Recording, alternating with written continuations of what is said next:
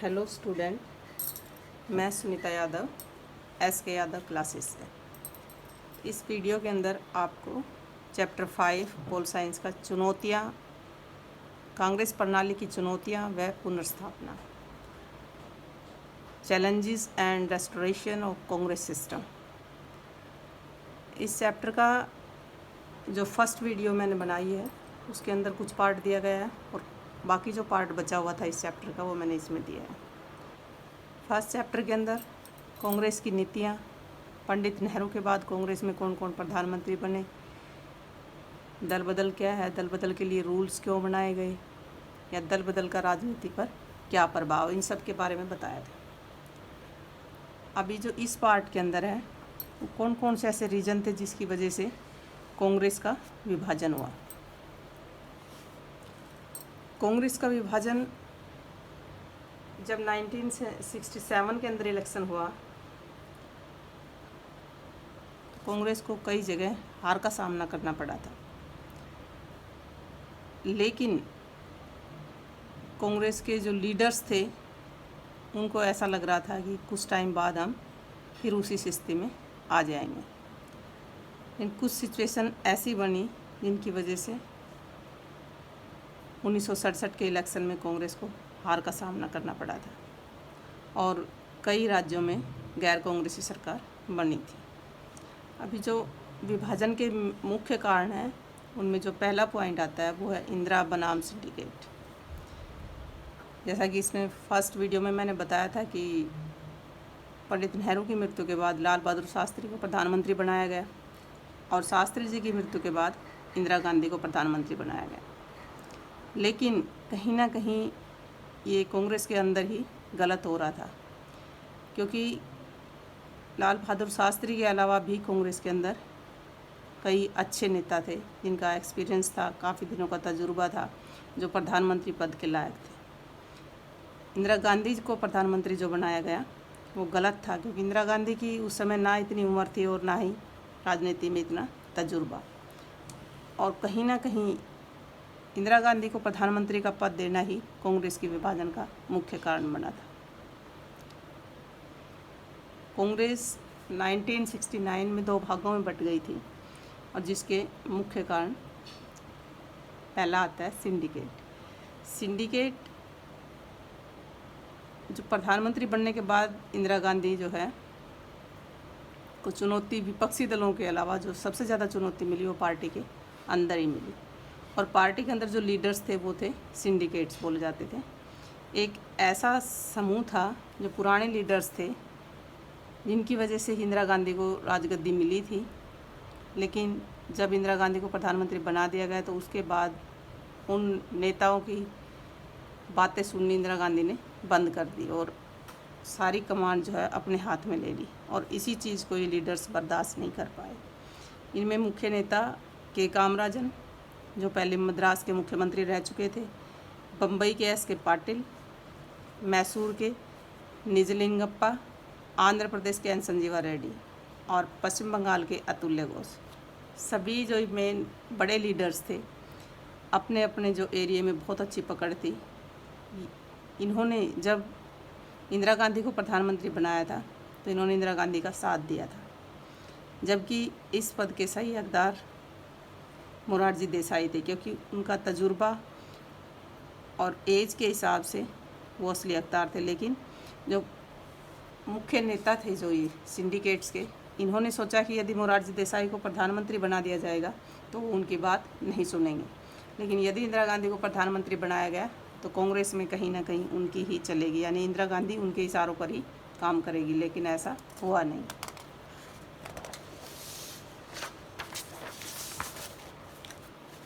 Syndicates के जो नेता थे कांग्रेस में काफ़ी अच्छी पकड़ थी।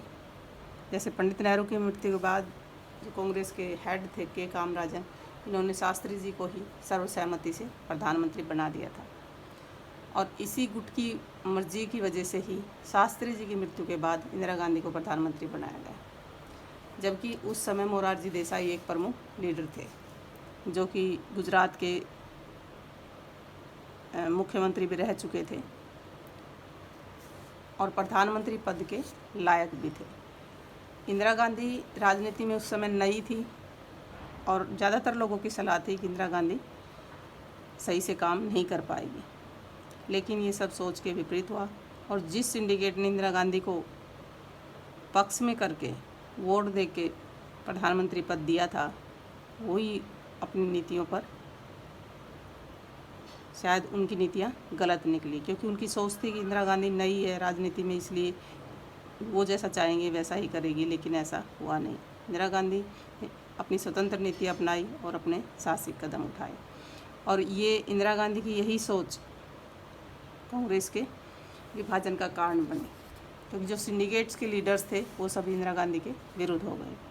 दूसरा जो कांग्रेस के विभाजन का कारण माना जाता है वो है राष्ट्रपति पद का चुनाव। 1969 के अंदर जो टकराव हुआ वो बिल्कुल सामने आ रहा था। 1969 के अंदर जब राष्ट्रपति चुनाव होने लगे तो कांग्रेस की तरफ से संजीवा रेड्डी को उठाया गया था। उस समय संजीवा रेड्डी लोकसभा अध्यक्ष थे, लेकिन संजीवा रेड्डी और इंदिरा गांधी के बीच सही रिश्ते नहीं थे, दोनों के बीच टकराव थी। इसीलिए इंदिरा गांधी ने संजीवा रेड्डी के खिलाफ उपराष्ट्रपति वीवी गिरी को अपना समर्थन दिया, और जहां कांग्रेस लीडर्स, कांग्रेस अध्यक्ष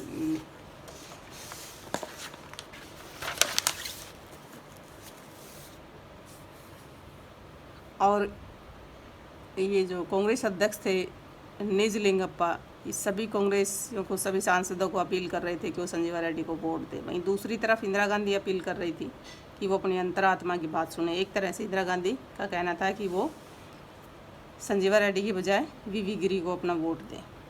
इस तरह से मुख्य 3 उम्मीदवार थे उस समय चुनाव के अंदर, संजीवा रेड्डी, वीवी गिरी और स्वतंत्र पार्टी के सीडी देशमुख। लेकिन जब इलेक्शन ख़त्म हुए, वोटिंग हुई, तो उसमें वीवी गिरी की जीत हुई, और इससे इंदिरा गांधी अपने आप को विजयी मानने लगी। और जो इनकी कांग्रेस और सिंडिकेट, इंदिरा गांधी और सिंडिकेट के बीच की जो खाई थी वो और ज़्यादा चौड़ी हो गई। जो तीसरा पॉइंट माना जाता है वो है मोरारजी देसाई का वित्त विभाग वापस लेना। उसी दौरान 1969 के अंदर जो राष्ट्रपति इलेक्शन हुआ था उसमें भी इंदिरा गांधी की मर्जी चली। फिर इंदिरा गांधी ने मोरारजी देसाई जो प्रधानमंत्री पद के काबिल थे उनको उस समय वित्त विभाग दिया गया था, लेकिन उन्होंने वापस ले लिया, और इसका विरोध जताते हुए मोरारजी देसाई ने अपने मंत्रिमंडल से इस्तीफा दे दिया। और इस कार्रवाई के लिए सिंडिकेट के जितने भी लीडर्स थे उन्होंने कड़ा विरोध किया प्रधानमंत्री का, लेकिन उन्होंने किसी की नहीं सुनी। और ये तीनों कारण, सिंडिकेट, राष्ट्रपति पद के इलेक्शन और मोरारजी देसाई से वित्त विभाग वापस लेना, ये एक तरह से कांग्रेस के 2 टुकड़े हो गए। कांग्रेस 2 भागों में बट गई, कांग्रेस ओ और कांग्रेस आर। जो रूलिंग पार्टी थी, जो इंदिरा गांधी के साथ थी, वो कांग्रेस आर, और जो पुरानी कांग्रेस थी कांग्रेस ओ, कांग्रेस ऑर्गेनाइजेशंस। इन दोनों जो पार्टियों की थी, दोनों कांग्रेस से ही निकले थे, लेकिन दोनों की सोच अलग हो गई थी। एक लीडर प्रधान हो गई थी, जबकि जो पुरानी कांग्रेस थी उसमें सभी लोगों की सुनी जाती थी। ये एक तरह से व्यक्तियों की नहीं बल्कि विचारधारा की लड़ाई थी। इंदिरा गांधी का मानना था कि उसकी कांग्रेस असली कांग्रेस है, जो गरीबों की समर्थक है और समाजवादी है, जबकि जो पुरानी कांग्रेस है, सिंडिकेट है, वह पूंजीवादी व धनिकों की, उद्योगपतियों की समर्थक है। इसी दौरान इंदिरा गांधी को अपना वर्चस्व और ज़्यादा जमाने के लिए कि पब्लिक को कैसे साथ लिया जाए, इंदिरा गांधी पब्लिक की नब्ज को समझती थी। उसी समय प्रिवी पर्स का मामला उठाया गया। प्रिवी पर्स क्या है, सबसे पहले ये समझने की ज़रूरत है। जब भारत आज़ाद हुआ तो मैंने आपको फर्स्ट चैप्टर में करवाया था कि भारत के अंदर 565 रियासतें थी और उनका एकीकरण करना बहुत बड़ी समस्या थी, जिस काम को सरदार पटेल ने बड़ी बेखूबी से निभाया, लेकिन उन्हें भी बहुत दिक्कत आई थी। कई रियासतें जो मिलने के लिए बिल्कुल शामिल होने के लिए तैयार नहीं थी, उसको किस तरह मनाया ये सरदार वल्लभ भाई पटेल ही जानते हैं शायद। कुछ जो शासक थे रियासतों के, वो लालची थे, तो उनको वेतन व भत्तों का लालच दिया गया था, और वो गवर्नमेंट ने किया भी। उनकी रियासतों को भारतीय संघ में शामिल किया गया, उस समय सरकार ने शासकों को भरोसा दिलाया था कि यदि वो भारतीय संघ में शामिल होते हैं तो उनको एक निश्चित मात्रा में निजी संपत्ति रखने का अधिकार रहेगा। निश्चित मात्रा में निजी संपत्ति रखने का अधिकार रहेगा, वह सरकार उन्हें विशेष भत्ता प्रदान करेगी। लेकिन ये निश्चित संपत्ति और भत्ता जो है किस आधार पर रखा गया था, जो रियासत जितनी बड़ी थी उसी आधार पर ये दिया गया था। रियासत के विस्तार व राजस्व क्षमता के अनुसार जो रियासत जितनी बड़ी थी उसी हिसाब से सब भत्ते और जो निजी संपत्ति थी वो दी गई थी। इस व्यवस्था को प्रिवी पर्स कहा गया था और उस समय देश की अखंडता को बचाए रखना, एकता व अखंडता को बचाए रखना जरूरी था। इसलिए इन राजा महाराजाओं को दी गई सुविधाओं को किसी ने भी आलोचना नहीं की और ना ही कोई उस समय विरोध कर रहा था। लेकिन धीरे धीरे इस व्यवस्था के विरुद्ध लोगों के मन में असंतोष उत्पन्न होने लगा, क्योंकि इसके पीछे जो कारण बताया जा रहा था कि भारत एक लोकतांत्रिक देश है और लोकतांत्रिक देश में जो वंशानुगत अधिकार है वो नहीं होने चाहिए, जिसमें समानता, सामाजिक आर्थिक न्याय के सिद्धांतों के विरुद्ध था। और इस चीज़ के शुरू से ही पंडित नेहरू भी इसके खिलाफ थे। लेकिन जो स्टार्टिंग के हालात थे उस समय वो भी कुछ नहीं बोले थे। 1967 के चुनावों के बाद इंदिरा गांधी ने महसूस किया कि जनता जो है प्रिवी पर्स को ख़त्म करना चाहती है। जनता की इच्छा है कि ये ख़त्म हो, सब लोग बराबर हों। लेकिन जब इंदिरा गांधी ने ये लोकसभा में बात उठाई तो मोरारजी देसाई और अन्य नेताओं ने इनका विरोध किया और कहा कि ये एक तरह से प्रिवी पर्स को ख़त्म करना रियासतों के साथ गद्दारी है, क्योंकि उन्हें इस बात के लिए सहमत किया गया था संघ में मिलाने के लिए ताकि वो इनको रख पाए। सरकार ने 1970 में संविधान में संशोधन करके प्रिवी पर्स को ख़त्म करने की कोशिश की, लेकिन ये बिल लोकसभा में पास हो गया, राज्यसभा में नहीं हो पाया। बाद में इंदिरा गांधी ने एक अध्यादेश जारी किया जिसको सर्वोच्च न्यायालय में चुनौती दी गई और इस अध्यादेश को रद्द कर दिया गया। 1971 के जो चुनाव हुए उसमें इंदिरा गांधी इस चीज़ को हेडलाइन बनाना चाहती थी ताकि वो जनता का समर्थन ज़्यादा से ज़्यादा ले सके, और उन्होंने ऐसा किया भी। जो 1971 के इलेक्शन हुए उसमें प्रिवी पर्स को अहम स्थान दिया गया और उन्होंने कहा कि यदि मैं इलेक्शन जीतती हूँ तो प्रिवी पर्स को ख़त्म कर दूँगी। और उसके बाद 71 के इलेक्शन के बाद संविधान में संशोधन करके प्रिवी पर्स को ख़त्म कर दिया गया। 1971 का चुनाव और कांग्रेस की पुनर्स्थापना। 1971 में जो इलेक्शन हुआ वो 15 महीने पहले ही कर दिया गया था, क्योंकि जो निश्चित कार्यकाल था वो अभी पूरा नहीं हुआ था। लेकिन उस समय के जो तत्कालीन राष्ट्रपति वीवी गिरि थे, इंदिरा गांधी ने उनसे कह के संसद को भंग करवा दिया था और इलेक्शन के लिए तैयारी शुरू कर दी थी। सबसे मुख्य जो कारण था जल्दी इलेक्शन करवाने के कि अगर कांग्रेस का डिवीज़न होता तो इंदिरा गांधी अल्पमत में आ जाती, क्योंकि कुछ लीडर्स इंदिरा गांधी के विरुद्ध चले गए थे। बैंकों का राष्ट्रीयकरण करते वक्त इंदिरा गांधी को पता चल गया था कि जनता क्या चाहती है। प्रिवी पर्स जो इंदिरा गांधी ख़त्म करना चाहती थी, सुप्रीम कोर्ट ने उसे रद्द कर दिया था। गोकुलनाथ मामले में उच्च न्यायालय का जो निर्णय था वो भूमि सुधार इंदिरा गांधी नहीं कर सकती थी। कोई भी कदम उठाने से पहले, यहाँ तक कि इलाहाबाद हाई कोर्ट ने इंदिरा गांधी के पद को ही अनैतिक बताया था, क्योंकि उन्होंने इलेक्शन के समय जो सरकारी संपत्ति थी उसका सहारा लिया था। दूसरा, इंदिरा गांधी मौलिक अधिकार में संपत्ति का जो अधिकार था उसको ख़त्म करना चाहती थी, लेकिन वो अपने दम पर नहीं कर सकती थी, उनको पूरा समर्थन प्राप्त नहीं था। इसलिए मध्यवाही चुनाव करवाना ज़रूरी हो गया था और जनता पर इंदिरा गांधी की पकड़ बढ़ती जा रही थी और इसी समय का वो फ़ायदा उठाना चाहती थी, क्योंकि जब जो राज्य के इलेक्शन हुए थे उसमें ज़्यादातर राज्यों में कांग्रेस की सरकार बनी थी। इंदिरा गांधी के खिलाफ सभी विपक्ष एकजुट हो गए। इसको क्या कहा जाता है? Grand alliance. एक तरफ इंदिरा गांधी थी और दूसरी तरफ ज़्यादातर दल इकट्ठे हो गए थे। जो कांग्रेस आर थी उस समय चुनाव हाथ पर नहीं बल्कि गाय और बछड़े के निशान पर लड़ी थी। जो पुरानी कांग्रेस थी वो हाथ के निशान पर लड़ी। इस चुनाव में इंदिरा गांधी के नेतृत्व वाली कांग्रेस के खिलाफ कांग्रेस ओ पार्टियों के साथ गठबंधन कर लिया था। यानी कांग्रेस के दो भागों में बट गई थी और जो दूसरी पार्टियां थी वो कांग्रेस ओ के साथ थी और इंदिरा गांधी वाली पर जो कांग्रेस थी, कांग्रेस आर, वो अलग थी। जहां विपक्षी पार्टियों ने इंदिरा हटाओ का नारा दिया, वहीं इंदिरा गांधी ने गरीबी हटाओ का नारा दिया और ज़्यादातर उन्होंने जो अल्पसंख्यक थे, गरीब थे या मुस्लिम वर्ग था उनका साथ लिया।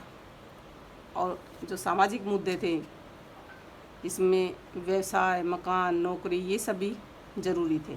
उन्होंने जो बुनियादी ज़रूरतें थी उन पर मांग उठाई और लोगों को अपने साथ कर लिया। चुनावी मुद्दों में उन्होंने पृथ्वी परिषद को अहम स्थान दिया। उद्योगों का प्रबंधन कि यदि उद्योग हों भारत के अंदर तो उनमें मजदूरों की भी हिस्सेदारी हो। जो भूमिहीन किसान थे उनको भूमि दी जाए, ऐसे मुद्दे उठाए जिनसे कि आम जनता उनकी तरफ अट्रैक्टिव हो गई। जो शहरी संपत्ति थी उसका परिसीमन करना था और यूपी और बिहार में जहाँ मुस्लिम वर्ग ज़्यादा है वहाँ पर उर्दू भाषा को दूसरी भाषा का दर्जा देना। इस तरह से उन्होंने जो अनुसूचित जातियों को अपनी तरफ खींचने के लिए जगजीवन राम का विश्वास अर्जित किया। उस समय जगजीवन राम जो छोटी जातियां थी SC BC उनके एक तरह से महानायक माने जाते थे। इस तरह से 1971 के इलेक्शन के अंदर इंदिरा गांधी भारी बहुमत से जीती, जो पुरानी कांग्रेस शायद सोच भी नहीं सकती थी। ये देखो जो चुनाव परिणाम है 1971 के। कांग्रेस जो आर रूलिंग पार्टी थी, इंदिरा गांधी वाली पार्टी, यानी 352 सीट ले गई।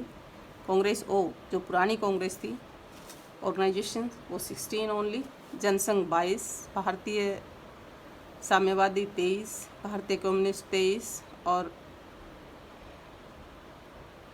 भारतीय कम्युनिस्ट 25। इस तरह से 1971 का जो इलेक्शन था, मार्क्सवादी कम्युनिस्ट उसमें अभी मैं दिखाती हूँ पूरे डाटा। लोकसभा की जो टोटल सीटें थी 518, इनमें 44-45% सीटें अकेली इंदिरा गांधी ले गई थी और बाकी जो निर्दलीय थे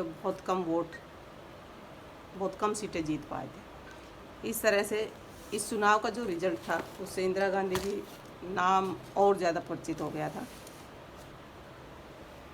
1971 के चुनाव ने साबित कर दिया था कि जनता की नज़रों में इंदिरा गांधी ही असली कांग्रेस है और भारी बहुमत से जीती भी हो। इंदिरा गांधी द्वारा जनता के लिए भलाई के कार्य किए गए। राज्यों के गठबंधन जो सरकार थी, जो 67 के इलेक्शन में कई राज्यों में गठबंधन सरकार बनी थी, वो सारी विफल हो गई थी क्योंकि उनकी विचारधाराएं एक नहीं थी। जनता द्वारा पृथ्वी परिषद नापसंद किया जाता था, जिसका इंदिरा गांधी ने समर्थन किया था। कांग्रेस, पिछड़ी पार्टियां, अल्पसंख्यक, इन सब का समर्थन करती थी और जो और ज़्यादा चार चांद लगाना इलेक्शन में, एक तो इंदिरा गांधी इतनी भारी बहुमत से जीती थी, दूसरा जो उस समय का करंट का था वो 1971 में भारत और पाकिस्तान का युद्ध था। 1971 में लोकसभा चुनाव हुए थे पाकिस्तान के अंदर, जिसमें जो पूर्वी पाकिस्तान था वहाँ शेख मुहिउद्दीन को ज़्यादा पद मिले थे, लेकिन उनको राष्ट्रपति नहीं बनाया जा रहा था और इसी का विरोध करने के लिए वहाँ के लोग उठ खड़े हुए, जिससे कि काफ़ी शरणार्थी भारत के अंदर आ गए और भारत को मजबूरन जो है अपनी सेना वहाँ भेजनी पड़ी और इसका समर्थन जो है सोवियत संघ ने दिया। और जो पूर्वी पाकिस्तान को था उसको एक अलग देश का दर्जा दे दिया गया, जो आज बांग्लादेश है। इससे इंदिरा गांधी की जो लोकप्रियता थी उसको और चार चांद लग गए। यानी जिसको सिंडिकेट लीडर ये मान रहे थे कि वो शायद सफल नहीं हो पाएगी राजनीति में, वो एक सफल राजनीतिक वुमेन बनी। एक तरह से कांग्रेस पार्टी की पुनर्स्थापना थी और 1971 के जो चुनाव थे कांग्रेस पार्टी के लिए जादू का काम किया। खोई हुई छवि वापस आ गई। जो पुरानी कांग्रेस थी वो ना के बराबर रह गई थी। पहली जो पार्टी थी उसमें सभी की विचारधारा सभी लोगों की सुनी जाती थी, लेकिन जो नई कांग्रेस बनी थी उसमें सिर्फ वो नेता प्रधान थी, सिर्फ इंदिरा गांधी की चलती थी। पार्टी के किसी भी नेता में उसका विरोध करने की साहस नहीं था।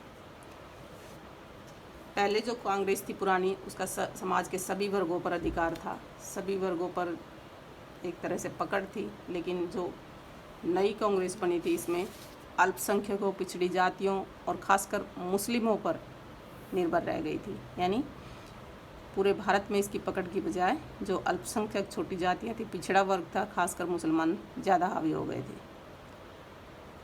इसी वजह से गरीबी हटाओ का नारा जो उन्होंने इलेक्शन में दिया था, कई राज्यों में खासकर आंध्र प्रदेश में 2 रुपये किलो चावल कर दिए गए, हरियाणा में देवीलाल ने किसानों के कर्जे माफ़ कर दिए। इस तरह से जो गलत नीतियाँ थी उससे देश की जो इकोनॉमी की थी वो बिगड़ गई और एक तरह से देश गलत नीतियों पर चल रहा था, जिससे चारों तरफ अराजकता, भ्रष्टाचार और चारों तरफ आंदोलन होने लगे। और कहीं ना कहीं इस एक नेता की सोच के पीछे ही जो 26 जून 1975 को आपातकालीन लगाई गई वो जिम्मेदार इन सभी कारणों की वजह से ही लगी थी। इस तरह से ये चैप्टर कंप्लीट हो गया कि कांग्रेस में कैसे डिवीज़न हुआ, कैसे इंदिरा गांधी ने सारी पकड़ अपने हाथ में ली, और यहाँ तक कि इलाहाबाद हाई कोर्ट ने इंदिरा गांधी को चुनाव को रद्द कर दिया था क्योंकि उन्होंने माना कि सरकारी मशीनरी का दुरुपयोग हुआ है। और जब इंदिरा गांधी को अपना पद छीनने के हालात लगे तो उन्होंने आपातकालीन लागू करवा दी। इस चैप्टर के अंदर जो मेन पॉइंट थे वो मैंने सभी डिस्कस किए हैं। फिर भी कोई डाउट हो कमेंट में डाल दीजिए। जो मेन क्वेश्चन है वो भी मैं आपको इसमें बता देती हूँ। 1969 के अंदर जो राष्ट्रपति चुनाव हुआ उस पर नोट लिखी, उस पर वो कांग्रेस के विभाजन के लिए कहाँ तक जिम्मेदार था। कांग्रेस में फूट के कारण जो अभी 3-4 कारण मैंने डिस्कस किए वो डाल दीजिए। प्रिवी पर्सेस की समाप्ति, कई बार ऐसे भी पूछा जाता है कि प्रिवी पर्सेस है क्या या इसको समाप्त क्यों किया गया।